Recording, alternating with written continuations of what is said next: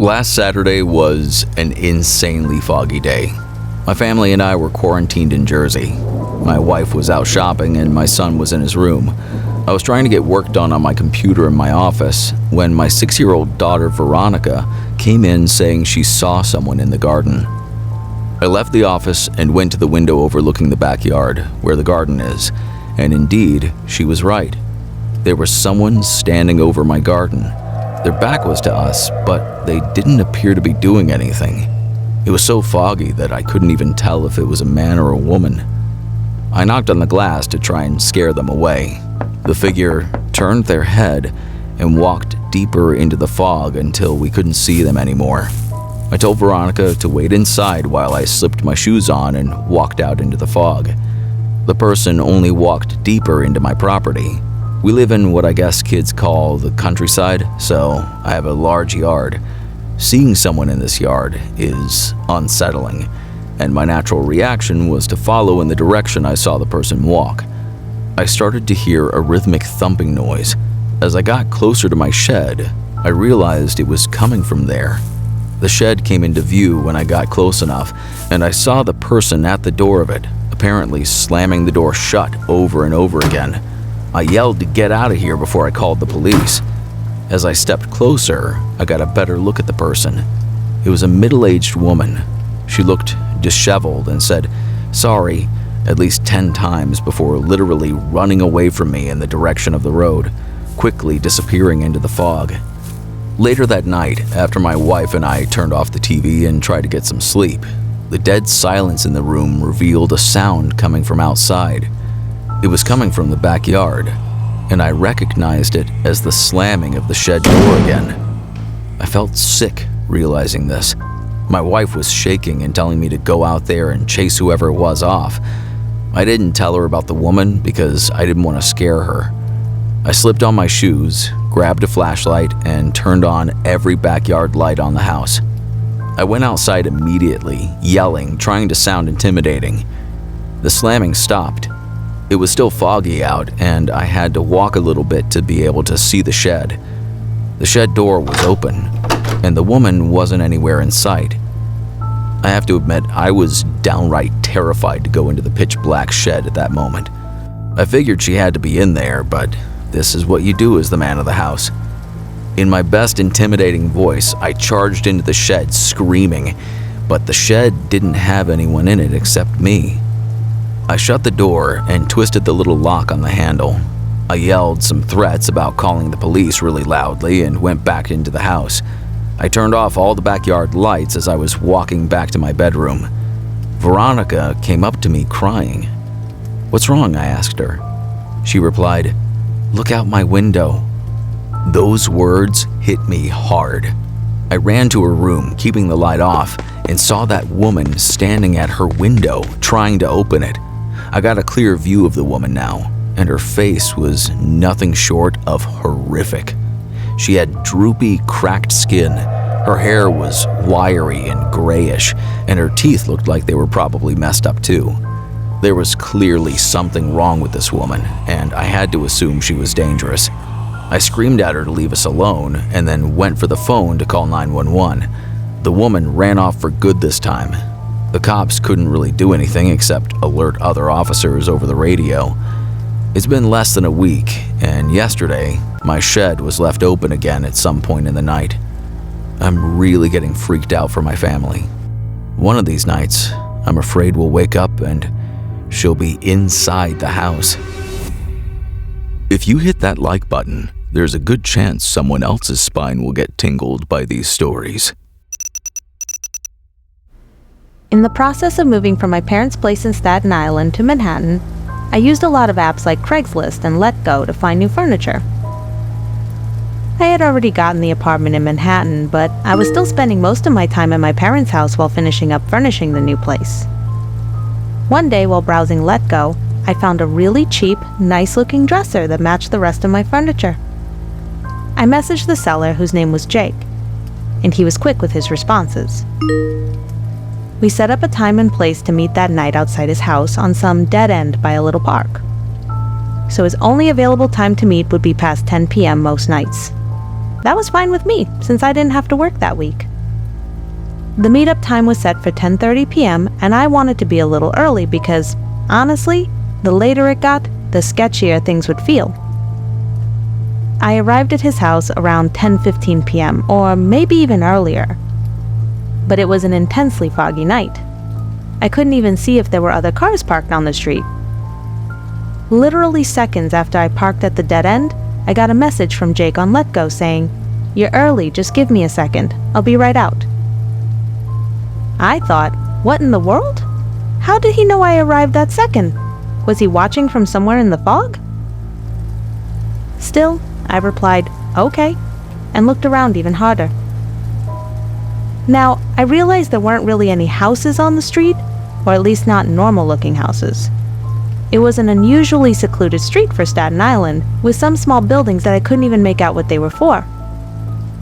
Eventually, Jake sent me another message saying, "Come on out, the dresser's waiting out back." Back where? I thought. I couldn't see anything. I got out of my car while replying back to him asking where I should go. That's when the responses on the app stopped and the yells of, "Over here," started. I followed the voice of this Jake person through the fog, feeling as if I were in some bizarre horror scenario. Following his voice, I'd occasionally shout, "I'm coming." I walked through this narrow alleyway-like space between two buildings. This wasn't a neighborhood street at all. I called out for Jake as I got through the alleyway to a backyard-type area. I didn't know if it was big or small because the fog mixed with the darkness wouldn't let me see more than 6 feet in front of me. Jake was no longer calling out for me. It just went completely dead silent, except for the sound of the distant nighttime traffic. I knew in my gut something wasn't right. I was about to make my way back out of there when I heard, "Wait, your dress is just right inside here. Come inside." I heard his voice in front of me, but I could not see him. I didn't respond. I just started backing away towards the small alleyway. As I turned around, I could see other people standing mere feet away from me. Even through the thick fog, I could see them just standing, stiff up against some wall or fence. Something bad was going on here. I began to sprint back through the way I came, and I saw and heard I was being chased by at least 3 different people. I didn't run from my truck as I wouldn't have time to get in, start it, and do a 3-point turn.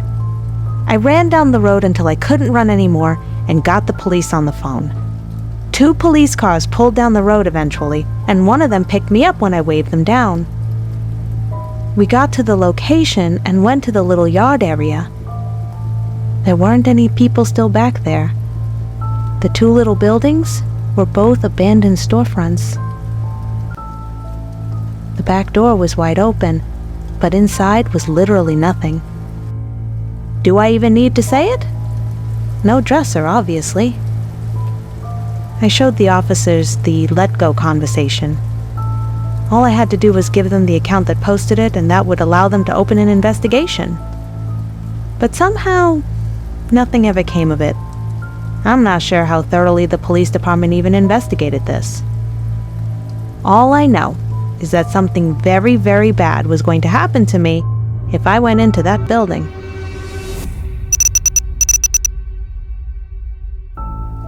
A few years back, I was staying at my girlfriend's dad's house with her for a month. It was situated between a large section of woods and a lake. Her dad owned many acres of land, including much of the nearby woods. He even had this little, I don't want to say path, but a very narrow clearing in the woods that I like to walk through to clear my head. It was this one unnaturally foggy day that I wanted to go for a walk in the woods. I put on my boots that I used for hiking and told my girlfriend I'd be back in a little while. She didn't like to walk in the woods, so I always did it alone. Walking into the narrow clearing in the woods, I really took in how foggy it was that day. I couldn't see 15 feet in front of me. I hadn't seen it like that in years. In fact, I haven't seen it that foggy since. But as long as I stayed in the clearing, I'd be able to find my way back. Walking through the clearing, I suddenly heard my footsteps being mirrored, synchronized with someone else's steps. I stopped and listened. This was private property, and nobody should be here except for me. So I calmly called out, "Hello?" When I didn't hear any calls back or footsteps, I felt it was safe to continue walking. The woods had a very eerie vibe with the thick clouds of fog floating through the trees. Crunches on the floor of the woods from my boots and the sounds of evening crickets were just about all I heard. Then I heard it. A moaning, breathing noise, like an old man moaning in discomfort. This time I knew I wasn't alone. It sounded like someone was hurt. I walked towards the noise, concerned, once more calling out, "Hello?" I stopped when I sharpened my senses a little and noticed a figure of a person standing just far enough away in the fog that I could see their presence. But that's just about it. Just a really tall figure in the fog. That was the person making the moaning sounds. I crept a little closer, asking if the person needed assistance, but I didn't exactly get a better view. So I walked a little closer, and still it didn't feel like I was getting any closer to the person. I yelled this time, and the moaning stopped. I took 2 more big steps towards the figure, and that's when I realized that no matter how much I walked forward, this person, this figure, didn't seem to get any closer. I turned around and started walking back through the clearing in the direction of my girlfriend's dad's house. I looked over my shoulder about 5 seconds later and swallowed my gum, seeing that figure, now behind me, was still the exact same distance it had been the entire time. I started running, heart racing, running short on breath rather quickly, and every time I looked over my shoulder, I saw that figure hovering the same distance behind me. And I used the word hovering now because I eventually picked up on the fact that I couldn't see the outline of the lower part of the figure's legs. It just looked like this floating apparition in the fog. I eventually made it out of the woods and back to the yard of the house. I took one last look at the tree line while it was still in sight through the fog, and I saw the person, figure, apparition, whatever I should call it, right by the tree line. I burst through the back door of the house, slammed it shut, out of breath. When my girlfriend, her dad, and her brother came in response to my noise, I pointed out into the fog at the tree line, telling them someone or something was following me in the woods no matter how fast I ran. Her dad put on his shoes and went outside with me real quick. I pointed to where I last saw the figure in the woods, and it was gone. He patted my shoulder and told me I had nothing to worry about, with him and me being 2 6-foot dudes and with the 2 dogs in the house. No one would be breaking in here. I laughed and pretended for a second as if I wasn't mentally scarred for life from what had just happened. I'm not one to believe in ghosts or anything of that nature, but this was definitely the closest thing to paranormal I'd ever experienced. It still sends shivers up my spine to this day. Thanks for listening. If you want to help build the True Chiller community, like, subscribe, and share.